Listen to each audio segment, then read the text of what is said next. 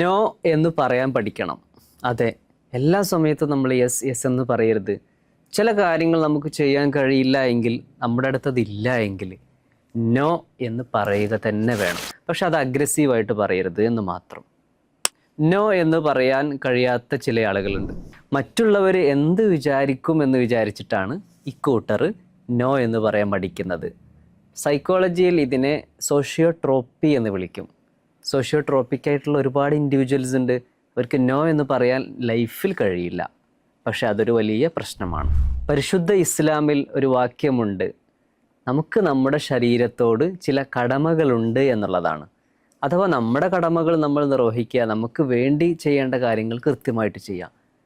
അപ്പോൾ മറ്റൊരാൾ നമുക്ക് പറ്റാൻ കഴിയാത്ത, ചെയ്യാൻ കഴിയാത്തൊരു കാര്യം ഏൽപ്പിക്കുമ്പോൾ നോ എന്ന് തന്നെ പറയുക. നൊബേൽ സമ്മാന ജേതാവായ പോൾ സാമുവൽസൺ ഒരിക്കൽ ഇങ്ങനെ പറഞ്ഞിട്ടുണ്ട്, ഓപ്പർച്യൂണിറ്റി കോസ്റ്റ്. അഥവാ സിമ്പിളായിട്ട് പറഞ്ഞാൽ, എനിക്കിപ്പോൾ ഒരു കാര്യം ചെയ്യാൻ കഴിയും, ഞാൻ ചെയ്തുകൊണ്ടിരിക്കുമ്പോൾ എന്നെക്കൊണ്ട് പറ്റാത്തൊരു കാര്യം ഒരാൾ എന്നെ ഏൽപ്പിക്കുകയാണ്, ഞാൻ നോ എന്ന് പറയാൻ മടിയുള്ള ആളുമാണ്. സോ ഞാൻ അതിലിങ്ങനെ എൻഗേജ്ഡ് ആവും. സംഭവിക്കുന്നതോ എനിക്ക് ചെയ്യാൻ കഴിയുന്ന കാര്യം പോലും ചെയ്യാൻ പറ്റാതെയാവും. ഇതിനെയാണ് ഓപ്പർച്യൂണിറ്റി കോസ്റ്റ് എന്ന് പറയുന്നത്.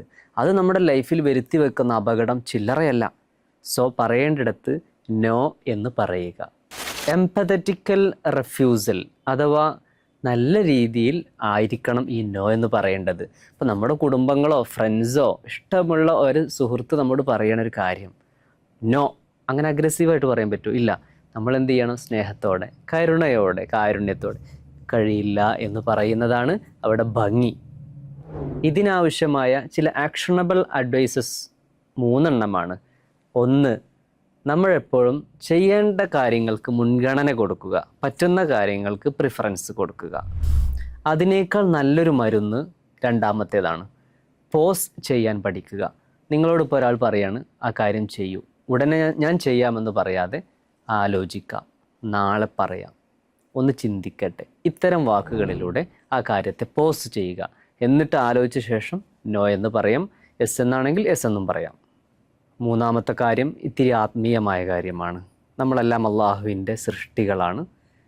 നമ്മുടെ നീയത്ത് നന്നാക്കുക. നോ എന്ന് പറയുമ്പോഴും യെസ് എന്ന് പറയുമ്പോഴും കഴിയാത്ത കാര്യങ്ങളിൽ അത് അങ്ങനെ തന്നെയാണ് എന്ന ബോധ്യത്തോടെ, എല്ലാം എല്ലാവർക്കും കഴിയണമെന്നില്ലല്ലോ എന്ന ഒരു നീയത്തോടു കൂടെ നോ എന്ന് പറയുക. ചെയ്യാൻ കഴിയുമോ എങ്കിൽ ചെയ്തും കൊടുക്കുക. ഇതാണ് നോയുടെ മനഃശാസ്ത്രം.